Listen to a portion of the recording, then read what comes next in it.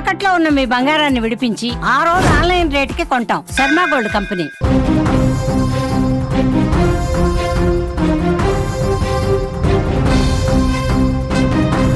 Breaking news చూస్తున్నాం. కడప అశోక్ నగర్ లో దారుణ హత్య జరిగింది. కొడవలితో అల్లుణ్ణి మామ నరికి చంపాడు. చేతులు కట్టేసి అల్లుణ్ణి నరికిన వైనం కనిపిస్తోంది. అక్కడ భార్యాభర్తల మధ్య గొడవల నేపథ్యంలోనే ఈ హత్య జరిగినట్లుగా సమాచారం. మృతుడు సయ్యద్ చాంద్ బాషాకు 3 సంతానం కూడా ఉన్నారు. 20 రోజుల క్రితమే కువైట్ నుంచి వచ్చిన నిందితుడు. కడపలో దారుణ హత్య జరిగింది. చేతులు కాళ్లను తాళ్లతో కట్టేసి కత్తి కొడవలితో దారుణంగా ఓ వ్యక్తిని నరికి చంపాడు మామ. ఇంత కిరాతకంగా హత్య చేసింది ఎవరో కాదు, పిల్లనిచ్చిన మామే అల్లుణ్ణి అంతమొందించాడు. తన కుమార్తెతో ఉన్న విభేదాల కారణంగానే ఈ హత్య జరిగింది. 20 రోజుల క్రితమే నిందితుడు కువైట్ నుంచి అల్లుణ్ణి లేపేశాడు.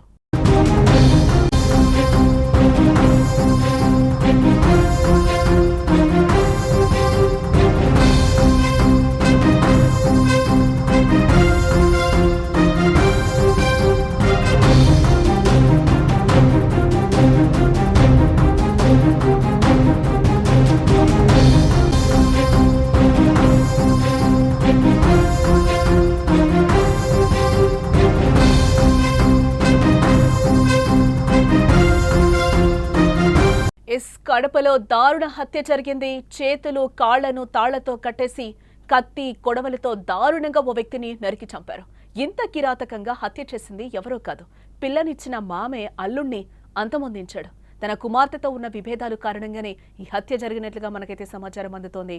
20 రోజుల క్రితమే నిందితుడు కువైట్ నుంచి అల్లుణ్ణి లేపేశాడు. ఇక ఈ హత్యపై పూర్తి సమాచారం కడప నుంచి మా ప్రతినిధి సుదర్శన్ అందిస్తారు. సుదర్శన్, ఏంటి కడపలో ఇంత దారుణ హత్య జరిగింది? దీనికి కారణం ఎవరు? మామే చంపేసినట్టుగా తెలుస్తోంది. పిల్లనిచ్చిన మామే అల్లుడిని లేపేశాడు. ఎందుకు, ఏం జరిగింది అసలు? ఈ గొడవలు గల కారణాలు ఏంటి? పూర్తి డీటెయిల్స్. కూతురు అల్లుడి మధ్య ఉన్నటువంటి విభేదాలే మామను హంతకుడిగా మార్చాయి. వీళ్ళకు గతంలో 9 ఏళ్ల క్రితం పెళ్ళైంది. వీళ్ళకు 3 పిల్లలు కూడా ఉన్నారు. సయ్యద్ చాంద్ బాషా, ఆయేషా, వీళ్ళిద్దరూ కూడా అశోక్ నగర్ లో కాపురం ఉండేవాళ్ళు. అయితే వీళ్ళ మధ్య గత 6 నెలల నుంచి కూడా కొంత విభేదాలు పెడచూపుతూ వచ్చాయి. ఆ విభేదాల నేపథ్యంలో ఆయేషా కొద్ది రోజుల క్రితం పోలీస్ స్టేషన్ లో కూడా ఫిర్యాదు చేసింది. అప్పటి నుంచి వీళ్ళు విడిపోయారు.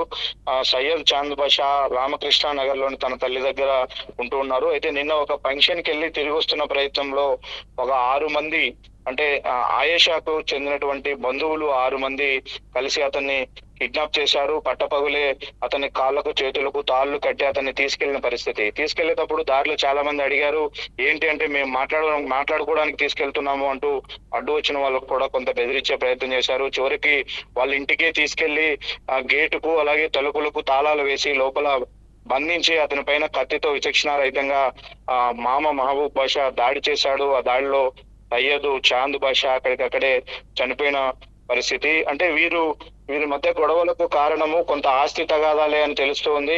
సయ్యద్ చాంద్ బాషాకు ఆర్కే నగర్ లో ఒక స్థలం ఉంది. ఆ స్థలానికి సంబంధించి గతంలో ఒక 3 లక్షలకు వేరే వాళ్ళ దగ్గర తాకట్టు పెట్టారు. ఆ తాకట్టు వీళ్ళిద్దరూ విడిపోయి జీవిస్తున్నారు కాబట్టి ఆ తాకట్టు విషయం, ఆ స్థలం విషయంలో ఆయేషా సయ్యద్ చాంద్ బాషా పైన ఒత్తిడి తెచ్చింది. ఆ స్థలం తనదే అంటూ ఆమె చెప్పింది. అయితే ఆ స్థలంలో ఇల్లు నిర్మించుకున్నటువంటి చాంద్ బాషాను ఆయేషా బంధువులు వెళ్ళి, అంటే భార్య తరపు బంధువులు వెళ్ళి బెదిరించారు. అక్కడ 2-3 రోజుల క్రితం అక్కడ చిన్నపాటి గొడవ జరిగింది. ఆ గొడవ నేపథ్యంలోనే ఆయేషా బంధువులందరూ కూడా ఈ హత్యకు స్కెచ్ గీశారు. ఖచ్చితంగా సయ్యద్ బాషా మన మాట వినడుక వాడిని అంతమొందించాలన్న ఆలోచనతోనే అతన్ని పట్టపగిలి కిడ్నాప్ చేసి వాళ్ళ ఇంటికి తీసుకెళ్లి దారుణంగా చంపేసినటువంటి సంఘటన. అసలు రాయలసీమ ఫ్యాక్షన్ చరిత్రలో కూడా భార్యాభర్తలు ఇద్దరు కలిసి ఉండడం లేదా, అతన్ని కిడ్నాప్ చేసి తీసుకెళ్లారు అని చెప్తున్నారు మీరు? ఎస్, వీళ్ళు కలిసి ఉండట్లేదు. వీళ్ళ మధ్య గత 2 ఏళ్లుగా చిన్న గొడవలు వస్తున్నాయి.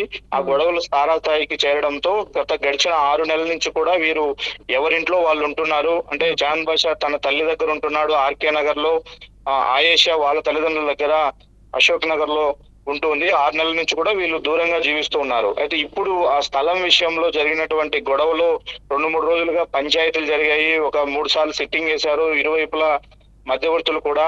అయితే కొద్ది రోజులు గ్యాప్ ఇచ్చిన తర్వాత దీన్ని పరిష్కరిద్దామని మధ్యవర్తులు అనుకోని గ్యాప్ ఇచ్చిన్నారు. ఆ గ్యాప్ లోనే ఈ హత్యకు స్కెచ్ గీసినట్టుగా మనకు సమాచారం అందుతుంది. అసలు రాయలసీమలో ఫ్యాక్షన్ గొడవలు గతంలో ఉండేటి, అలాంటి ఫ్యాక్షన్ నేపథ్యం ఉన్న వాళ్ళు కూడా ఇంత దారుణంగా హత్యకు పాల్పడరు. ఇది చూస్తూ ఉంటే చాలా అమానుష్యమైనటువంటి సంఘటన.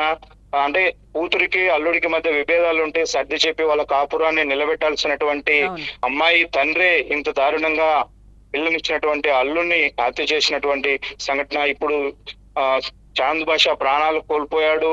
ఆయేషా ఈ కేసులో ముద్దాయిగా ఉండాల్సిన పరిస్థితి ఉంది. వాళ్ళకు కలిగినటువంటి 3 పిల్లలు కూడా ఇప్పుడు తల్లి తండ్రికి దూరమై అనాథలుగా జీవించాల్సిన పరిస్థితి. అంటే పెద్దవాళ్ళు ఆవేశంలో తీసుకున్నటువంటి ఈ నిర్ణయాలు ఇప్పుడు పిల్లలను అనాథలుగా మిగులుస్తున్న పరిస్థితులు కనిపిస్తున్నాయి. ఖచ్చితంగా పిల్లల పాలిట అది శాపంగానే మిగులుతుంది. ఎస్, ఈ పెద్దల వల్ల. అంటే చాంద్ బాషా తల్లి ఏమంటుంది ఈ హత్యకి సంబంధించి సుదర్శన్? నిజానికి ఏం లేదు, మా కొడుకు ఆటో తోలుతావాడు, అలాగే ఎలక్ట్రికల్ పని చేస్తాడు, 3 పిల్లలకు గాని తన భార్యకు గాని ఎలాంటి లోటు లేకుండా చూసుకునేవాడు. ఉదయం నుంచి సాయంత్రం వరకు కష్టపడి పనిచేసి తన కాపురాన్ని నిలబెట్టుకోవాలనే ప్రయత్నం చేశాడు. అయితే వీళ్ళు అధిక డబ్బులు సంపాదనకి వెళ్ళి ఆశపడినటువంటి ఆయేషా తరచూ తన కొడుకుని ఇబ్బంది పెట్టేదని, అక్కడ స్థలం కొనాలని ఇక్కడ స్థలం కొనాలని, ఆ ఆస్తి కావాలి ఈ ఆస్తి కావాలంటూ ఒత్తిడి తెచ్చేది. ఆ నేపథ్యంలోనే వారిద్దరి మధ్య గొడవలు జరిగాయి. అయితే గొడవలు జరగడము మళ్ళీ కలుసుకోవడము పరిపాటిగా కొంతకాలంగా జరుగుతూ ఉంది. అది పెద్ద విషయం కాదు. ఏదో ఒక రోజుకు మళ్ళీ భార్యాభర్తలు కలుస్తారు, పిల్లలతో సంతోషంగా ఉంటారని మేము ఆశపడ్డాము. కానీ మా కొడుకు 6 నెలలుగా ఆ అమ్మాయి పోలీస్ స్టేషన్ కి ఎక్కి మా కొడుకు పైన ఫిర్యాదు చేసిన నేపథ్యంలో పూర్తిగా ఆయాసంతో నేను ఉండలేను అని నిర్ణయించుకొని తన కొడుకు తన వద్దకు వచ్చి ఉంటూ ఉన్నాడు. అయితే ఇంతలోనే పూర్తిగా తన కొడుకుని చంపేంత కుట్ర చేస్తారు అని మేము ఎప్పుడు కూడా ఊహించలేదు. ఇంత దారుణంగా తన కొడుకును పొట్టన పెట్టుకున్నారు అంటూ సయ్యద్ చాంద్ బాషా తల్లి ఆమె ఆవేదన చెందుతుంది. ప్రస్తుతం రిమ్స్ మార్చరీలో పాడి ఉంది. అక్కడ బంధువులు అందరూ కూడా వచ్చారు. వాళ్ళందరూ కూడా శోక సముద్రంలో ఉండిపోయారు. అంటే చిన్న నేదర్ పిల్లలందరినీ కూడా ఈ రోజు అనాథలుగా చేసిన పరిస్థితి. ఆవేశంలో ఆయేషా బంధువులు తీసుకున్నటువంటి ఒక నిర్ణయము ఈ 2 కుటుంబాలకు ఇప్పుడు అది శాపంగా మారింది. ఎస్, చాంద్ బాషా భార్య ఆయేషా ఎవరైతే ఉన్నారో ఆవిడ ఏమన్నా మాట్లాడడం జరిగిందా? ఆమె ఏమంటున్నారు? ఆయన ఏమన్నా వీళ్ళు పోలీసులు అదుపులోకి తీసుకున్నారా హంతకుడిని? ఏంటి సుదర్శన్? ఈ కిడ్నాప్ చేసి అతన్ని తీసుకెళ్లడంలో 6 మంది పాత్ర ఉంది అని ఇప్పటికే అక్కడ గుర్తించారు. అతను తీసుకెళ్లేటప్పుడు కొంతమంది ప్రత్యక్ష సాక్షులు చూశారు. వాళ్ళందరిలో కూడా కొంతమందిని ఇప్పటికే పోలీసులు అదుపులోకి తీసుకుని విచారిస్తూ ఉన్నారు. ఈ మహబూబ్ బాష్ ఎవడైతే ఆయేషా తండ్రి హత్య చేశాడో అతను నేరుగా పోలీసులకు లొంగిపోయినట్లుగా కూడా మనకు సమాచారం ఉంటుంది. అతనితో పాటు ఆయేషాను మరో 2-3 పోలీసులు అదుపులోకి తీసుకుని వాళ్ళను విచారిస్తూ ఉన్నారు. Right Sudarshan, thanks for the update. Yes, ఇక్కడ మనం చూడొచ్చు క్షణికపాటి ఆవేశాలకి ప్రాణాలు పోతున్న పరిస్థితి కనిపిస్తుంది. ఎస్, ప్రాణం పోసుకోవడం ఎంత కష్టమో ప్రాణం తీయడం అంత ఈజీయా? ఈరోజు అంత చిన్న విషయాలకి భార్య ఒక చిన్న స్థలం కోసం గొడవ పెట్టుకుని భర్తని చంపించిన పరిస్థితి అయితే కనిపిస్తుంది. ఇది ఎంత దారుణం! కూర్చోపెట్టి సర్ది చెప్పి కూతురి అల్లుడిని బాగా ఉండాలి, కాపురం చేసుకోవాలి మంచిగా అని చెప్పాల్సిన తండ్రి ఈరోజు అల్లుడిని చంపేస్తాడా? ఏంటి దారుణాలు అసలు?